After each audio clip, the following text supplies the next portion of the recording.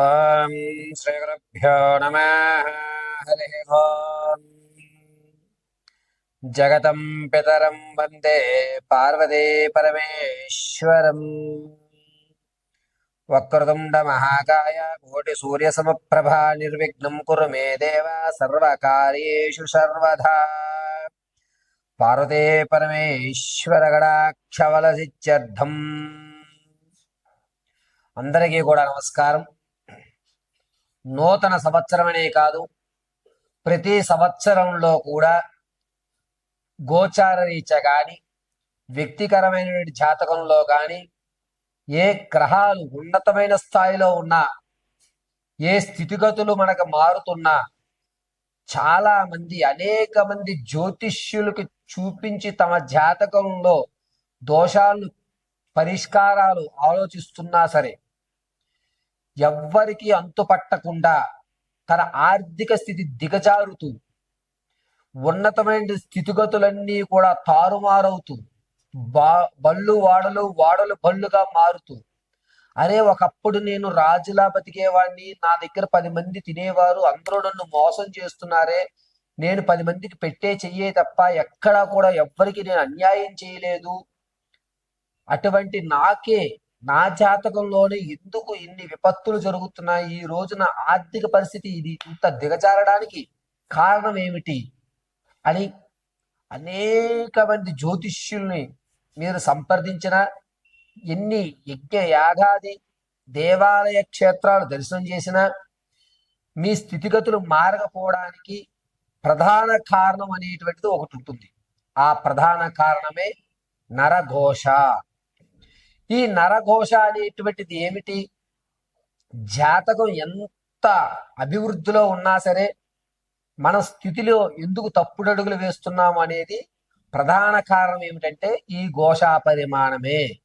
మన శాస్త్రాల్లో కూడా నరఘోషకి నాపరాలున్నా సరే బద్దలైపోతాయి అనేటువంటి సామెత ఉంటుంది. అసలు ఈ నరఘోష అంటే ఏమిటి? ఈ నరఘోష నుంచి మనం ఏ విధంగా తప్పించుకోవాలి? నరఘోష పోవడానికి చాలా మంది గుమ్మడికాయ కడుతుంటారు, నిమ్మకాయలు కడుతుంటారు, అదేవిధంగా పచ్చిమిరపకాయ నిమ్మకాయ దారంగా చేసి కడుతుంటారు. అసలు ఏమి కడితే నరఘోష పోతుంది గురువుగారు? వాటి గురించి మనం పరిశీలన చేద్దాం. నేను చెప్తున్నది ఖచ్చితంగా చెప్తున్నాను, 100% ఏ ఇంట అయితే నరఘోష ఉంది అని మీరు బాధపడుతున్నారో, ఎవరైతే స్థితిగతులు మారడం లేదు అని బాధపడుతున్నారో, అయ్యా మేము ఆర్థికంగా దిగజారిపోతున్నాము, మాకు సరైన మార్గం కనిపించే విధంగా చూడండి గురువుగారని ఎవరైతే అనుకుంటున్నారో వారికి నేను చెప్పే రెమెడీస్ ఖచ్చితంగా పనిచేస్తాయి. అద్భుతమైన ఫలితాలు మీకు ఇవ్వడం జరుగుతుంది.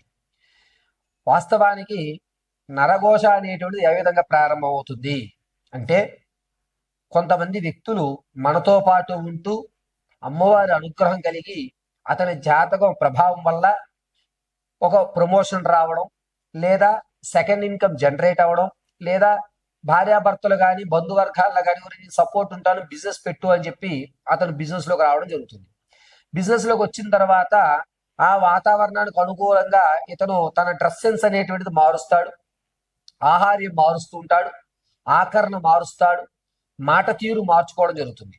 దీంతో మనతో పాటు తిరిగిన వాడు నిన్నటి వరకు మనలా ఉండి ఇప్పుడు అతను ఉన్నతంగా మారిపోతున్నాడే అని ఈర్ష అనేటువంటిది ముందు ప్రబలుతుంది. ఎందుకంటే మనం ఒక బిజినెస్ కానీ, ఒక వ్యాపారం కానీ, లేదంటే కనుక ఒక ఉద్యోగం కానీ ఏర్పడిన తర్వాత కొంత టైం ఆ పీరియడ్కి ఇవ్వాల్సి వస్తుంది.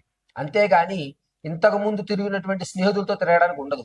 వీడు మనల్ని పట్టించుకోవడం మానేశాడు అని ఆ వాడి మీద వీడు గొప్పడైపోతాడు అనుకుంటున్నారా, వీడు నాకన్నా గొప్పడైపోదాం అనుకుంటున్నాడా అనేటువంటి ఈర్ష ప్రారంభమయ్యి పదే పదే పదే ఆడు బాగోకూడదు, ఆడు కూడా మనతోటే తిరగాలి, ఆడు ఇప్పుడు మనతోటే ఉండాలి, ఏంటాడు ఈరోజు బిజినెస్ పెడితే కుమ్ములు వచ్చేసాయా అనేటువంటి దాంతో ప్రారంభమైనదే నరఘోష.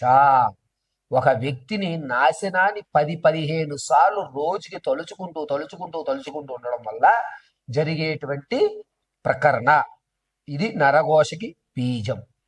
సరే గురుగారు, మరి అలా అనుకుంటే మనం కూడా ఎదగాలి కదా, ఆ ఘోష నుంచి ఏ విధంగా తప్పించుకోవాలి అని అంటే, మొట్టమొదటగా మనం అభివృద్ధి చెందాలి అనుకుంటున్నప్పుడు దైవానుగ్రహానికి సంబంధించినటువంటి మంత్ర జపాన్ని కానీ, లేదా మీరు స్థితి మార్చుకోవాలనుకున్నప్పుడు ఇంట్లో ఆవు పిడకతో దాసిన చెక్క, ఇలాచి, మిరియాలు బాగా దంచి పచ్చకర్పూరము, తులసి పువ్వు వీటితో పొగ వేయాలి. ఈ పొగ వేయడం వల్ల మీ మీద ఈర్ష అనేటువంటిది ఎదుటి వ్యక్తికి రాదు. మీతో పోలే బాగుపడదా అనుకుంటున్నాడు, వాడు బాగుపడ్డాడు అనుకో, నన్ను కూడా పార్ట్నర్ చేసుకుంటాడు, నాకు ఒక అవకాశం కల్పిస్తాడు, ఈ విధంగా మారే అవకాశం మన ఇంటి వాతావరణం మనకి కలగజేస్తుంది. ఇది మొట్టమొదటిగా జరిగేది. రెండు, ఎప్పుడైతే ఈర్ష అనేటువంటిది లేదో అప్పుడు మన గురించి మిగిలిన వాళ్ళందరూ కూడా పాజిటివ్గా ఆలోచించడం మొదలు పెడతారు.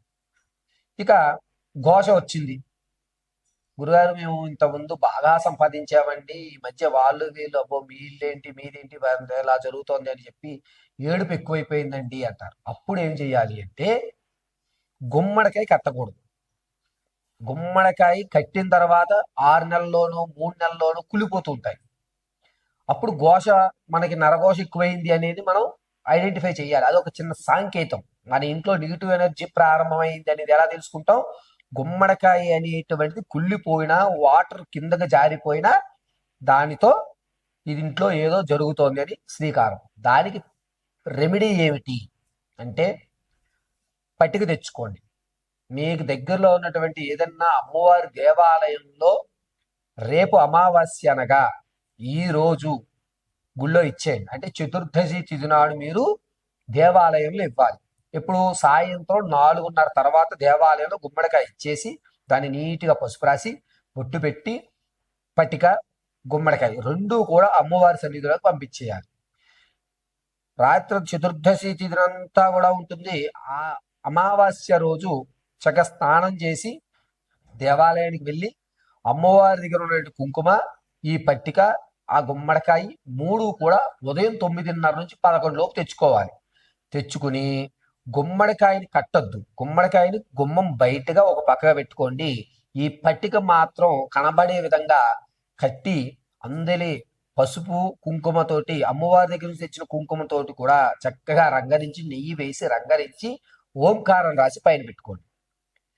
జీడి గింజ, అదేవిధంగా తామర పూస, తదుపరి మిరియాలు,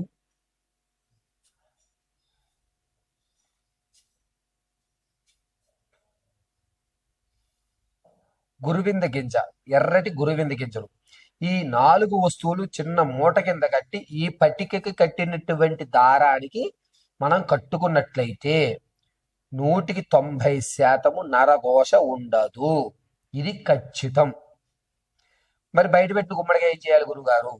ఈ రోజు ఉంచుకుని తరువాతి రోజు ఆ గుమ్మడికాయ మీద పచ్చకర్పూరం పెట్టి ఇల్లంతా తిరిగి ఆ గుమ్మడికాయని కొట్టేయాల్సిందే. ఇలా చేయడం వల్ల నరఘోష అనేటువంటిది ఖచ్చితంగా పోతుంది. కన్యా రాశి వారు ఆర్థికంగా స్థిరత్వం ఈ సంవత్సరంలో మాకేమైనా జరుగుతుందా? నరఘోషలు ఏమన్నా పోతాయా? నాకంటూ జీవితంలో మార్పులు సంభవిస్తాయా అనేటువంటి ప్రశ్నలు అనేక మంది మనల్ని అడుగుతున్నారు. వారి గురించి ఒక చక్కటి పరిష్కారం చెప్తాను, వినండి. కన్యా రాశి వారు ప్రతిరోజు కూడా కృష్ణ తులసి, లక్ష్మీ తులసి ఇవి రెండింటినీ ఒక కుండీలో ఏర్పరచుకోండి. ఈ కుండీలో నుండి లక్ష్మీ తులసి, కృష్ణ తులసి రెండింటికి పారిజాత పుష్పాలతో నృసింహ గోవిందాయ నమః, నృసింహ గోవిందాయ నమః అంటూ చేస్తూ ఉండండి. ఆ యొక్క తులసి మొదట్లో 11 పారిజాత పుష్పాలు సరిపోతాయి. ఒకవేళ పారిజాత పుష్పం మాకు దొరకడం లేదు గురుగారు, ఏం చేయాలి? అక్షతలు సమర్పించి ఆ యొక్క చుట్టూ మొదట్లో నీళ్లు చిలకరించుకుని 2 నిమిషాలు ఈ తులసి అభిముఖంగా కూర్చుని నమో గోవిందాయ నమః అని 108 సార్లు పఠించుకుని తదునాంతరము ఈ నీళ్లు పోసిన తర్వాత మట్టి కాస్త తడితడిగా ఉంటుంది కదండి, ఆ యొక్క తులసి మొదట్లో ఉన్నటువంటి మట్టి, దాన్ని తీసుకుని ఇలా భస్మాతదం ధారయత్త ఇలా పెట్టుకోవాలి. ఇలా అడ్డంగా ధరించి గోవింద రక్షమాం అని చెప్పుకోండి. కన్యా రాశి వారికి వచ్చేటువంటి ఫిబ్రవరి 24 తర్వాత ఆర్థికంగా నిలబడడానికి మంచి అవకాశాలు, అందులోనూ శ్రీకృష్ణ పరమాత్మ మీకు తోడైతే అద్భుతాలు చేయొచ్చు. కాబట్టి కన్యా రాశి వారు ఫిబ్రవరి నుంచి ప్రారంభం చేసుకుని సంవత్సరాంతము కూడా కృష్ణారాధన చేయడం, ఏదన్నా కృష్ణుడి దేవాలయంని సాయంత్రం వేళ దర్శనం చేసుకోవడం అద్భుతంగా కలిసి వస్తుంది. నిత్యము కూడా తులసి మాలని ధరించండి. ఖచ్చితంగా కన్యా రాశి వారు శనివారం రోజు ఉపవాసం ఉండండి. కృష్ణాయ నమః, కృష్ణాయ నమః, కృష్ణాయ నమః అనుకుంటూ ఉండడం వల్ల ఫిబ్రవరి 24 దగ్గర నుంచి కూడా శ్రీకృష్ణుడు అనుగ్రహం కలిగి అద్భుతమైన ఫలితాలు మీరు ఈ సంవత్సరాలు చూస్తారు. మీ జాతకంలో అర్ధాష్టమంలో శని ఉండనివ్వండి, లేకపోతే ఏలినాటి శని ప్రభావాలు కానివ్వండి, రాహుకేతువులు నీచంలో ఉండనివ్వండి, గురుడు ఉచ్చస్థానంలో ఉండనివ్వండి, ఏదన్నా కానీ కన్యా రాశి వారు ఈ సంవత్సరం అంతా కూడా కృష్ణారాధనని మించినటువంటి దైవం లేదు.